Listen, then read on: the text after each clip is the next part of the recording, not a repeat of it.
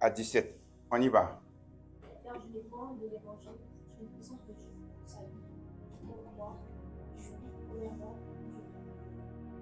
Parce que Dieu a révélé la justice de Dieu par la foi de la fonction de Jésus.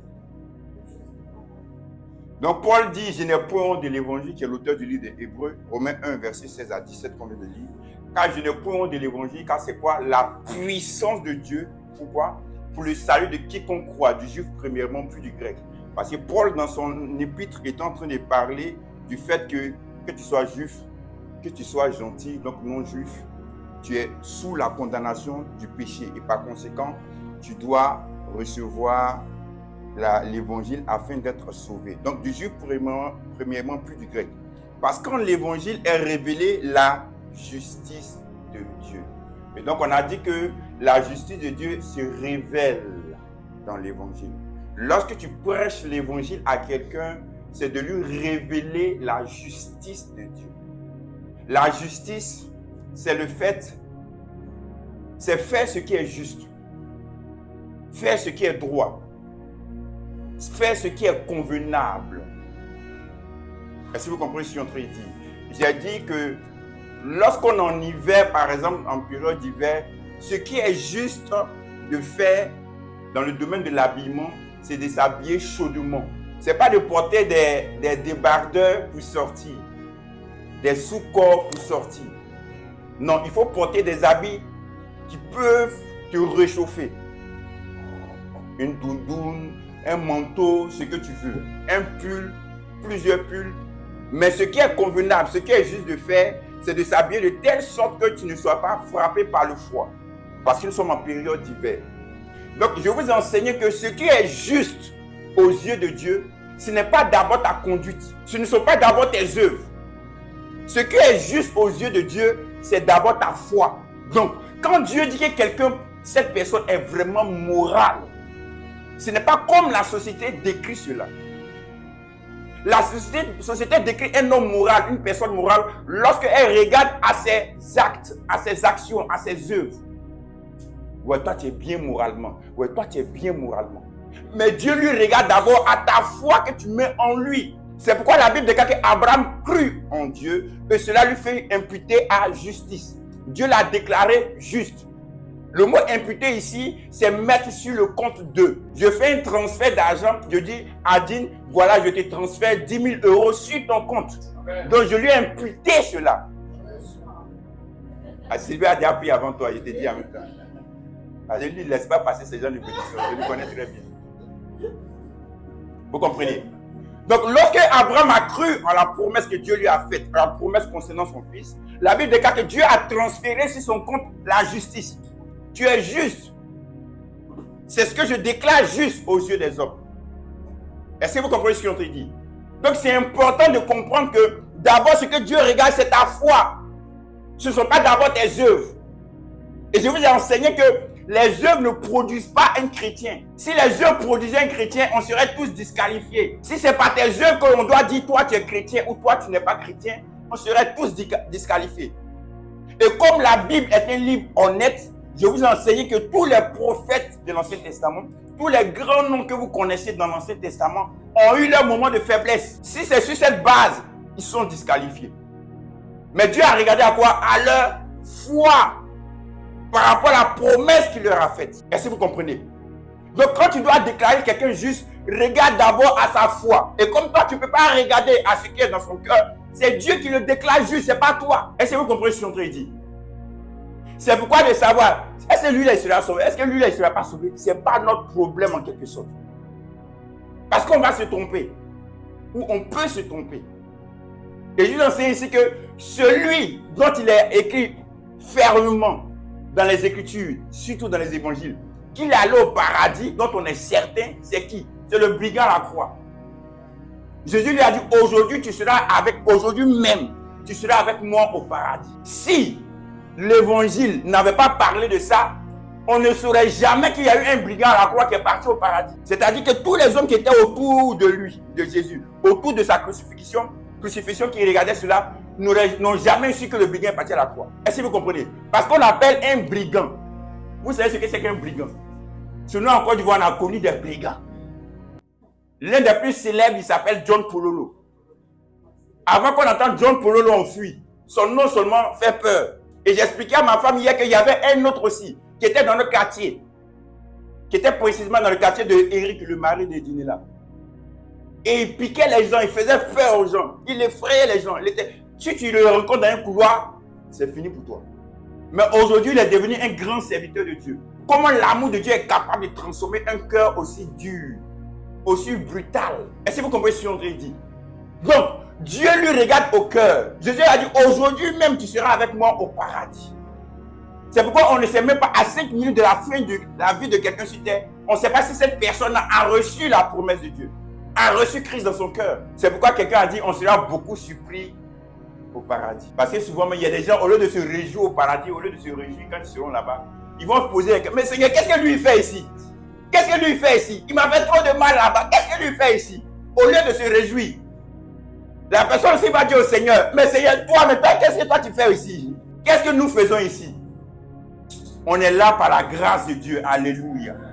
Si vous comprenez le raisonnement que je vous donne, la justice de Dieu n'est pas ce qu'on produit. La justice de Dieu, c'est un don qu'on reçoit de Dieu. C'est Dieu qui nous l'accorde. C'est Dieu qui nous le donne. C'est pourquoi ne soyez pas prompt à juger les gens, à condamner les gens, à culpabiliser même les gens. Je vous dis toujours, d'un sol de tasse, Dieu peut en faire un apôtre Paul. Alléluia. Il regardait et écoutait le merveilleux témoignage de ma charmante épouse. Comment est-ce que Dieu a agi dans son cœur? Comment est-ce que l'amour de Dieu a façonné son cœur aujourd'hui? Aujourd'hui, quand les gens regardent sa vie, les gens ne peuvent pas s'imaginer sa vie d'avant. Ils se disent non, c'est pas possible. Ça ne te correspond pas lorsqu'on te regarde aujourd'hui. Mais c'est l'amour de Dieu qui est capable de faire toutes ces choses-là. C'est pourquoi on a chanté tout à l'heure, l'amour de Dieu est tellement haut qu'on ne peut pas le surmonter. Il est tellement profond qu'on ne peut pas le sonder. Il est tellement grand qu'on ne peut pas le contourner. Quelqu'un m'a dit une fois, la meilleure manière de fuir la présence de Dieu, c'est de l'accepter. Parce que tu ne peux pas fuir l'amour de Dieu. Partout où tu iras, l'amour de Dieu va te persécuter. Je pèse mes mots. L'amour de Dieu va te rechercher. L'amour de Dieu va rechercher la personne qui s'égare. La personne qui s'en va. Quand Jésus donne la parabole du bon berger qui dit, il laisse là les 99 brebis qui sont dans l'enclos et va chercher la brebis égarée, il ne parle pas de lui. Parce que Jésus ne va pas abandonner les 99 pour aller chercher la brebis égarée. Jésus est avec les 99 et il va chercher la brebis égarée. Alléluia. Parce qu'il est avec nous tous les jours. Il fait un contraste. Si vous les hommes, vous êtes capables de faire ça, à plus forte raison, mon Dieu, qu'est-ce que je ne ferai pas pour vous? Donc l'amour de la justice de Dieu, c'est un don qu'on reçoit de Dieu. Amen. Romains 5, verset 17.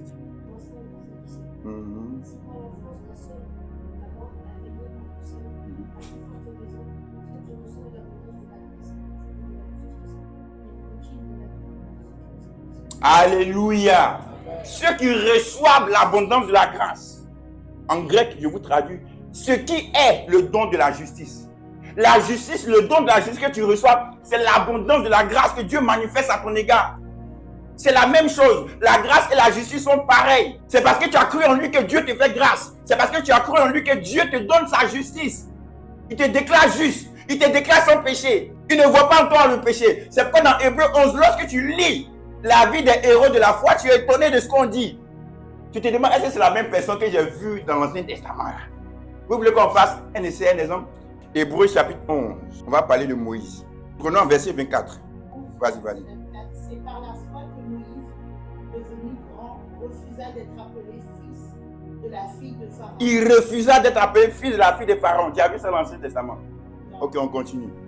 Aimant mieux être maltraité avec le peuple de Dieu que d'avoir pour un temps la jouissance du péché. Continue. Regardant le propre de Christ comme une richesse plus grande que les trésors de l'Égypte, car il avait les yeux fixés sur la rémunération. Verset 27.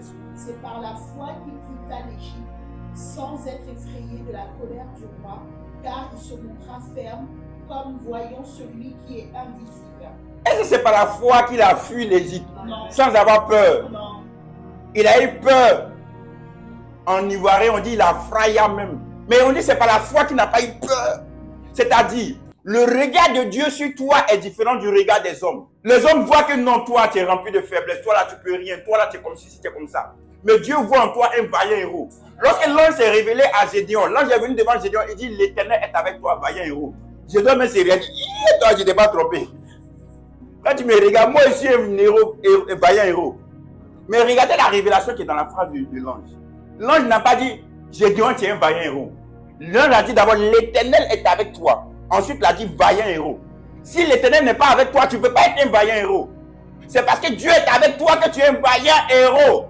Donc, il est en train de dire à Gédéon, prends conscience de la divinité qui vit en toi, dans ce moment qui est avec toi. Quand tu prends conscience de qui est avec toi, tu n'as pas peur. C'est pareil, Moïse a vu celui qui est invisible, dans l'esprit, qui n'a pas eu peur, qu'il est revenu ensuite en Égypte pour libérer le peuple d'Israël de l'esclavage en Égypte. Ne regarde pas à toi seul, regarde à celui qui est en toi. Regarde au potentiel qu'il a mis en toi. Dans Matthieu 16, Jésus dit à ses disciples, qu'est-ce que les gens disent que je suis? Maintenant, les gens disent que tu es un prophète, tu es Samuel, tu es Élie, tu es qui encore? Jean-Baptiste, tu es Jérémie, l'un des prophètes. Mais vous-même, qui dites-vous que je suis? La Bible déclare que Pierre te met à la parole. Tu es le Christ, le Fils du Dieu vivant. Jésus va dire, tu es heureux, Simon Pierre, car ce ne sont ni la chair, ni le sang qui t'ont révélé cela, mais c'est mon Père qui est dans les cieux. Écoutez très bien ce que je vais dire. Parce que ça va vous plaisir. Jésus est né où? À Bethléem. Jésus a grandi où? À Nazareth. Quels sont les parents de Jésus? Marie et Joseph. Quels sont les frères de Jésus? Jacques, Jaune, Jude et autres. On est d'accord? Mais il n'a pas dit tu es Jésus, fils de Marie et de Joseph. Il n'a pas dit tu es Jésus, né le 25 décembre. C'est pas ça qui est important. Déjà. Il a dit quoi? Tu es le Christ, le Fils du Dieu vivant. Jésus a dit tu es heureux, pourquoi?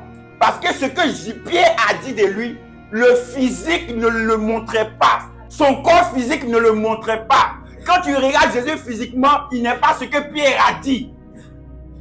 Il est tout le contraire. C'est un jeune homme de 30 ans. Est-ce que vous comprenez ce qu'on te dit?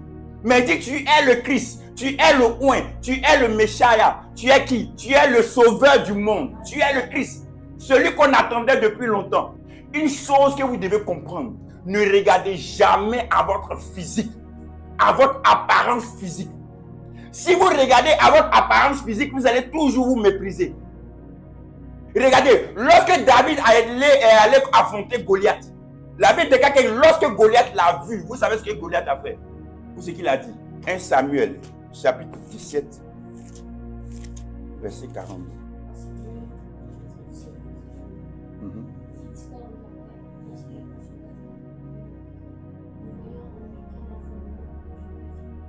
Ne voyant en lui qu'un enfant blond et de belle figure.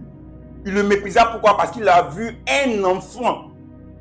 On dit Goliath, il était entraîné depuis sa jeunesse à l'art de la guerre.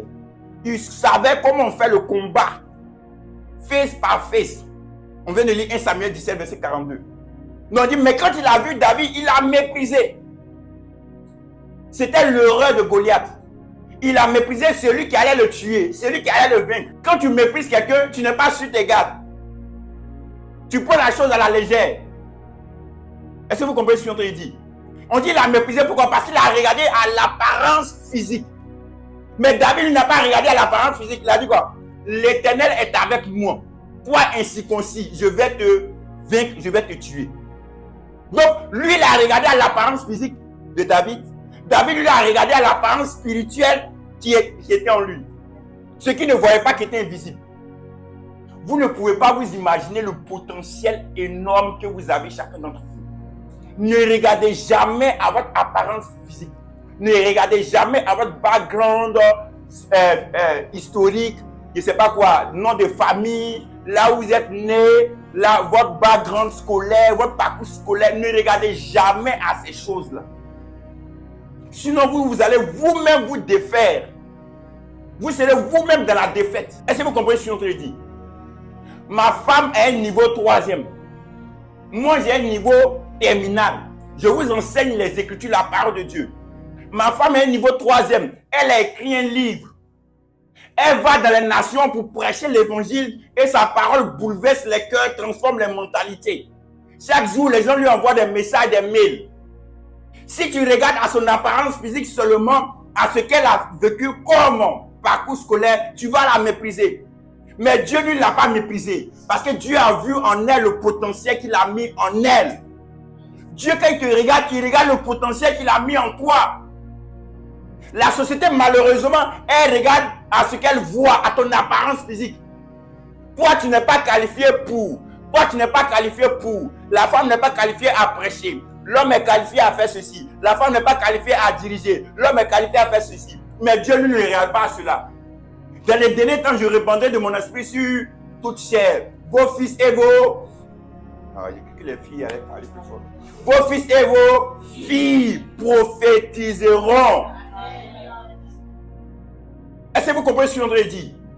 Dans le royaume de Dieu, dans le monde spirituel, il n'y a ni juif, ni grec, ni esclave, ni maître. Il n'y a ni homme, ni femme.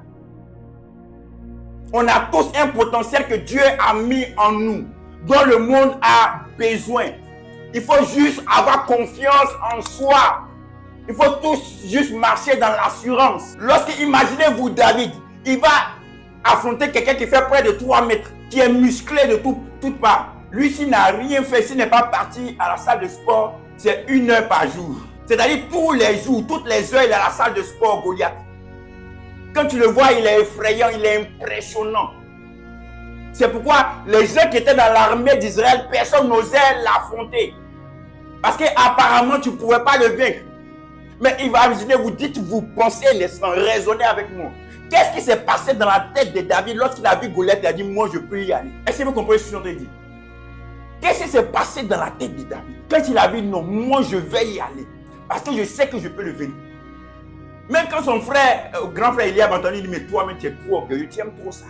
Tu es venu te faire voir ici encore. Mais David savait reconnaître le rendez-vous que Dieu avait préparé d'avance pour lui. Comment comme ça son papa l'appelle pour dire, va voir tes frères sur le champ de bataille.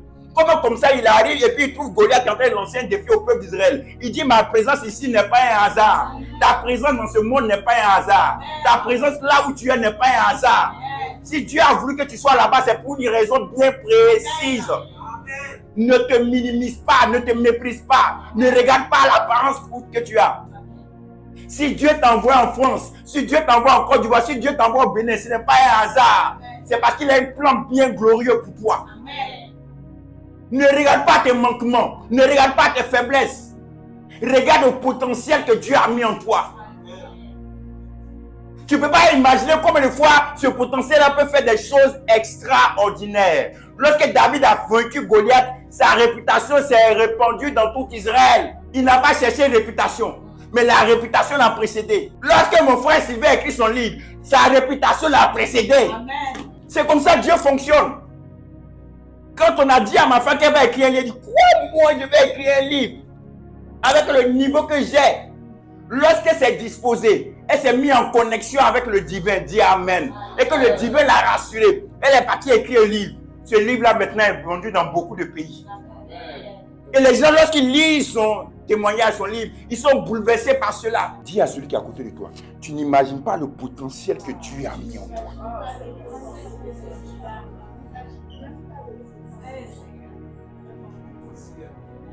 Le système du monde a ses critères. Il faut que tu sois grand, il faut que tu sois beau, il faut que tu sois comme ça, tu as une telle forme, tu as un tel poids. Dieu ne regarde pas ça.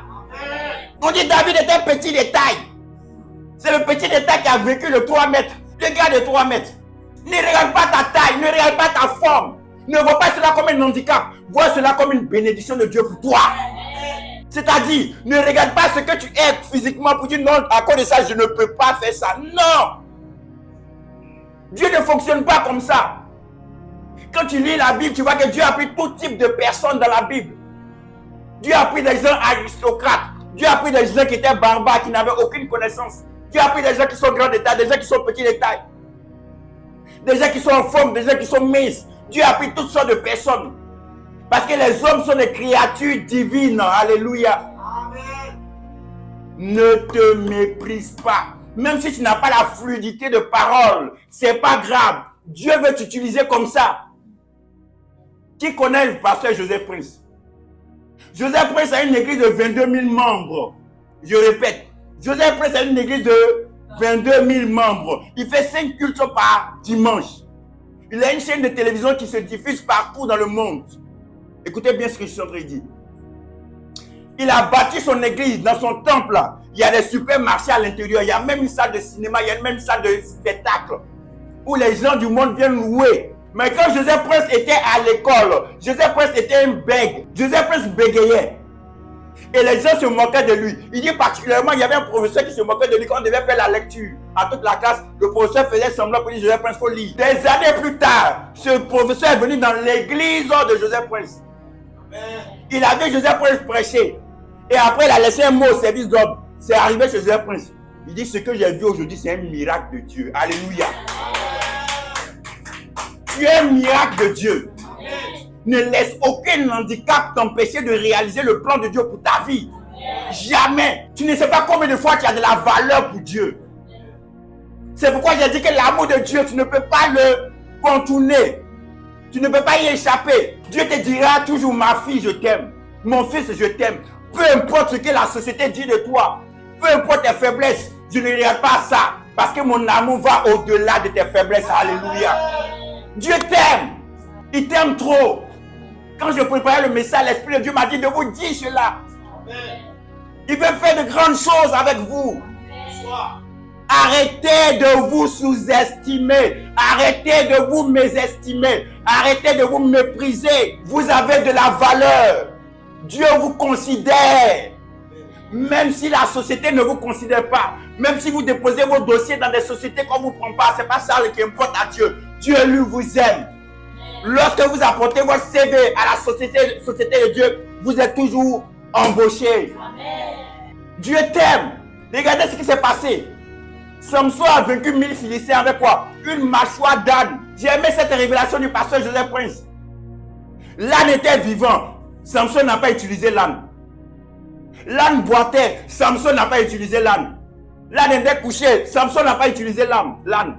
C'est lorsque l'âne s'est décomposé et qu'il est resté seulement ses os, particulièrement sa mâchoire. C'est là maintenant que Samson l'a utilisé pour vaincre 1000 Philistins. Peu importe, tant que Dieu n'a pas dit son dernier mot, il y a encore de l'espoir pour toi. Amen. Je suis convaincu du potentiel de ma femme, de ce que Dieu a déposé en vous, en elle. Je suis aussi convaincu du potentiel que Dieu a déposé en chacun d'entre vous. Amen. Dieu va faire de grandes choses avec vous. Dieu va faire des choses que vous ne vous imaginez même pas. Hier, on en parlait, ma femme et moi. J'ai dit, lorsque je regarde mon parcours aujourd'hui, je suis moi-même le premier étonné. Je suis moi-même le premier surpris. Je vous le dis toujours. Parce que quand Dieu fait quelque chose avec toi, ce sont les gens qui t'amènent à considérer ce que Dieu a fait avec toi. Et de prendre conscience de ce que Dieu a commencé à faire avec toi. Ce que tu es devenu en Dieu. Tu dis, waouh, c'est merveilleux ça. Ne baisse pas les bras. Tu ne dois pas baisser les bras. Parce que Dieu n'a même pas encore commencé de faire ce qu'il veut faire avec toi. Il y a encore de grandes choses à accomplir avec toi. Il dit, tu es le Christ, le Fils du Dieu vivant. Il est allé regarder au-delà du voile, au-delà de son corps physique. Même si tu n'as pas toutes les compétences que le système du monde requiert, mais Dieu a besoin de toi pour t'utiliser. L'apôtre Paul n'était pas pilote. L'apôtre Paul n'était pas un météorologue. Mais l'apôtre Paul était dans le bateau. On l'envoyait dans un endroit comme prisonnier. Il avait avec lui un centenier et plusieurs soldats et d'autres prisonniers. Et il va dire au capitaine du bateau, je vois que là où on va, ça sera dangereux. Si on peut reporter le voyage, c'est bon. Le capitaine a dit quoi? Moi, j'ai fait combien d'années de navigation? Je suis un expert, voici mon diplôme, j'ai mon doctorat en pilotage de bateau. Toi, tu ne connais rien, qu'est-ce que toi, tu vas venir m'apprendre? Ils sont partis. Qu'est-ce qui s'est passé? Il y a un danger qui est arrivé. Le vent a soufflé. Ils ont failli mourir. Et le même Paul va se lever un jour et va dire, le Dieu que je sers m'a montré un ange. Et l'ange m'a dit que personne d'entre nous ne va mourir. Si vous m'aviez écouté dès le départ, cela n'aurait pas arrivé. Mais comme notre Dieu n'est pas un Dieu de colère pour dire comme tu ne vas pas écouter, c'est bien fait pour toi. Voilà ça, tu vas mourir ici. Non. Mais Dieu m'a rassuré que personne d'entre vous ne va mourir. Et la Bible des cas qui sont arrivés sur lui des Marc, personne n'est mort. La parole que Paul a prononcée, c'est accompli. Le pilote a encore eu plus de respect pour Paul. Il dit, moi j'ai doctorat en pilotage. Mais toi, tu enseignes les docteurs en pilotage. C'est-à-dire, en fait, ce que je vais vous dire au travers de l'histoire de Paul, il y a un monde physique et il y a un monde spirituel. Le monde spirituel ne requiert pas les mêmes compétences que le monde physique. Et le monde spirituel domine toujours le monde physique. Et vous êtes des êtres spirituels. Prenez conscience de cela. Vous avez des capacités en vous extraordinaires, inouïes. Moi, souvent, je dis des choses à mes collègues de travail. Eux-mêmes, ils sont étonnés. Alors que moi-même, je ne connais pas bien le travail. Mais concernant leur vie, je leur dis certaines choses qui les impactent. Est-ce que vous comprenez ce que je te dis? Pourquoi? Parce que nous sommes des êtres spirituels. Ne laisse pas les critères de ce monde te limiter. Je parle beaucoup des critères du monde. Je ne sais pas pourquoi l'Esprit de Dieu me demande de parler de ça. Ne laisse pas les critères de ce monde te mettre dans une position statique où tu ne veux pas oser, où tu ne veux pas entreprendre, où tu ne veux pas prendre certaines initiatives. Ne laisse pas ça. Non, je ne dis pas, non, comme je n'ai pas ça, je ne peux pas faire ça. Non. Dis, comme j'ai Dieu avec moi, je sais que je vais le faire. Alléluia. Il faut que tu accomplisses le dessein de Dieu pour ta vie. On a vu hier les sœurs Rolly et Jennifer qui ont fait un direct sur les réseaux sociaux. Qui aurait imaginé lorsqu'on les voyait au début qu'elles étaient capables de faire ça? Elles-mêmes dans leurs rêves les plus fous, 10 ans en arrière, elles n'auraient pas imaginé faire ça un jour. Peut-être même qu'on critiquait les gens qui étaient sur les réseaux sociaux avant. Yes. Est-ce que vous comprenez ce que je te dis? Je suis sûr que le professeur Silver, lorsqu'il regardait les écrits de ses collègues avant, quand il était étudiant encore en économie, il dit waouh, il a bien écrit, son livre est bien. Aujourd'hui, c'est son livre qu'on prend, puis les autres personnes disent waouh, il a bien écrit, son livre est bon. Chacun a son tour. C'est le tour pour toi de pouvoir mettre en application le potentiel que Dieu a mis en toi. Est-ce que vous comprenez ce que je suis en train de dire? Ne laissez pas le don, le potentiel que Dieu a mis en vous s'assoupir. Non, c'est le temps de pouvoir mettre cela à l'œuvre. C'est qu'en arrière, lorsque j'ai rencontré pour la première fois Leslie, ce que je vois aujourd'hui, je suis fier. Comment c'est? Est-ce que c'est extraordinaire de la manière dont Dieu a travaillé avec elle? Dieu a travaillé au travers d'elle. C'est parce qu'on a encouragé. En d'autres termes, ne décourage pas les gens. Les gens, encourage-les. Même s'ils tombent, ils vont se relever. Encourage-les à se relever et à repartir de plus belle. Amen. Ne baissez pas les bras. Parce que Dieu veut faire des choses extraordinaires avec vous. Je sais que lorsque ma femme va partir, elle va revenir avec des témoignages encore plus extraordinaires que les premiers. Et je vois l'Esprit de Dieu qui est tel qui me met. Je suis tellement connecté avec Martial. Je te vois, Dieu me dit, il y a des choses extraordinaires qu'il va faire avec toi. Je vois des portes même que les gens n'imaginaient même pas que tu vas ouvrir. Ces portes vont s'ouvrir au devant de toi au nom de Jésus. À cause du potentiel que Dieu a mis en toi. Parce que je sens dans mon esprit que tu es en train de prendre ces paroles-là, tu es en train de les recevoir au plus profond, très fond de ton cœur, de ton âme. Recevez ces paroles. Amen. Tu es le Christ. Le Fils. Lorsque je vois Adine, tu es prophétesse. Ta parole va guérir beaucoup de cœurs. Ta parole va soigner beaucoup de maux dans la vie des gens. Lorsque je vois chacun d'entre vous, je vois le potentiel énorme que Dieu a mis en vous. Combien de fois vous serez une source de bénédiction de beaucoup de personnes. Pendant que je suis en train de parler ici, je vois une vision où je te vois Aldona. Je vois beaucoup de personnes qui sont à ta porte en train de frapper. Les gens veulent venir, les gens veulent entrer. Je vois du monde. Les gens veulent venir te voir. Pour dire qu'on a besoin de ton aide, on a besoin que tu puisses faire quelque chose pour nous. Parce qu'on a appris des choses, on a entendu des choses te concernant. Vous savez, lorsqu'on fait quelque chose dans ce monde, on fait avec la touche spirituelle. C'est ça qui fait la particularité de notre vie. Parce que nous sommes des êtres spirituels, des personnes spirituelles. Dieu a beaucoup de choses en réserve pour vous. Dieu vous a déclaré déjà juste. Par conséquent, comme on a vu dans Romains 5, 17, commencez à régner maintenant dans la vie. Dieu vous trouve agréable à ses yeux. Ce n'est pas le moment de vous poser la question, est-ce que je plais à Dieu? Est-ce que je suis agréable à Dieu? Je vous ai dit, en ce qui concerne les métiers de votre vie sur cette terre, ce n'est pas Dieu qui décide pour vous, c'est vous-même qui décidez pour vous. Selon ce que vous avez dans le cœur, votre passion, vous le faites. Dieu est avec vous. Il va mettre son sceau, son approbation sur ce que vous faites. Faites ce que vous avez dans le cœur. N'attendez pas Dieu. Est-ce que ça te plaît? Faites-le. Oh, merci Père pour ta grâce. Merci pour ta fidélité. Merci pour ton amour. Pour ton amour qui est si grand qu'on ne peut le surmonter. Pour ton amour qui est si profond qu'on ne peut le sonder. Pour ton amour qui est si vaste qu'on ne peut le contourner. Du Père, tu es bon. Dieu est bon, et tous verront combien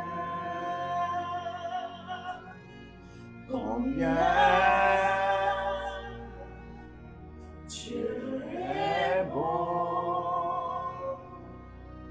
combien Dieu est bon, Combien Dieu est bon. Chantons-le combien Dieu est bon. Et Tous verront combien Dieu est bon. Et disons-le encore combien Dieu est bon. Combien Dieu est bon. Chantons-le combien Dieu est bon. Tous verront combien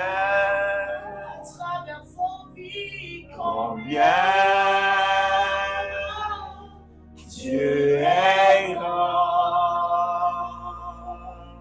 Alléluia, c'est à travers vos vies que Dieu va montrer sa bonté au monde entier. C'est à travers vos vies que le monde verra que Dieu est bon. C'est à travers vos expériences, c'est à travers vos marches, c'est à travers vos paroles que le monde verra que Dieu est bon. Dieu est bon. Dieu est bon pour nous. Dieu est bon en nous. Il est bon en nous pour montrer sa bonté, sa fidélité. Il est écrit dans Romains 2, verset 4 que c'est la bonté de Dieu qui pousse l'homme à la repentance. Ce n'est pas le jugement de Dieu qui va pousser les gens à changer d'opinion vis-à-vis de Dieu notre Père. C'est la bonté de Dieu qui va le faire. Chacun d'entre nous, nous sommes dépositaires de la bonté et de l'amour de Dieu. Il est écrit que l'amour de Dieu est répandu déjà dans nos cœurs. La bonté de Dieu, par conséquent, est répandue déjà dans nos cœurs. Et autour de nous, c'est à nous de pouvoir diffuser cette bonté de Dieu. Diffuser cet amour de Dieu autour de nous. Afin que les gens changent d'avis en ce qui concerne notre Père. Vous savez, hier, il y a eu un témoignage, une expérience que j'ai vécue. Où j'ai un ami qui m'a appelé, qui m'a dit, voici comment Dieu est. Il est comme ceci, il est en même temps comme cela. Il est en même temps redoutable. L'Esprit de Dieu m'a dit de lui parler. Et quand j'ai commencé à lui parler, lui expliquer les choses, il a compris. Il a vu la bonté de Dieu. Et il m'a dit, il a toujours pensé que Dieu était ici. Mais il ne savait pas comment l'exprimer avec certains versets bibliques qui paraissaient être contradictoires. Mais moi, je lui ai bien expliqué les choses. Il a dorénavant compris et scellé cela dans son esprit. Amen. Nous sommes donc des véhicules de la bonté de Dieu. Amen. Nous sommes donc des lumières où nous devons aller éclairer les gens en ce qui concerne la bonté, l'amour de Dieu, notre Père. Dieu n'est pas ce que les gens pensent. Dieu n'est pas ce que les gens s'imaginent. Il n'est pas ici. C'est la religion qui nous a créé un tel Dieu. Un Dieu qui est à peu près monstrueux, qui fait peur. Ils ont insufflé en nous ce qu'on appelle la crainte de Dieu, qui est devenue maintenant la peur de Dieu. C'est pourquoi Jésus, lorsqu'il a parlé de la crainte de Dieu, il dit tu adoreras l'Éternel ton Dieu. Il n'a pas dit tu craindras l'Éternel ton Dieu. Parce que ce qui était écrit comme crainte n'est rien d'autre que l'adoration, le respect, l'amour que tu as pour ton Père. Tu n'imagines pas combien de fois Dieu t'aime. Je vois une personne ici où Dieu te prend par sa main. Il te tient la main et il te relève. Il dit, mon enfant, ne pense pas que je te condamne. Ne pense pas que je te juge. Peu importe ce que les gens disent de toi, peu importe tes faiblesses, peu importe ce que même il t'arrive de dire, mais je t'aime toujours. Mon amour pour toi n'a pas diminué. Mon amour pour toi, au contraire, va grandissant. Dieu ne grandit pas dans son amour, mais c'est toi qui grandis dans la compréhension de l'amour du Père pour toi. Dieu t'aime. Je veux prophétiser en ce jour. Je veux déclarer que le potentiel que Dieu a mis en vous puisse s'exprimer de manière glorieuse dans le nom de Jésus-Christ de Nazareth.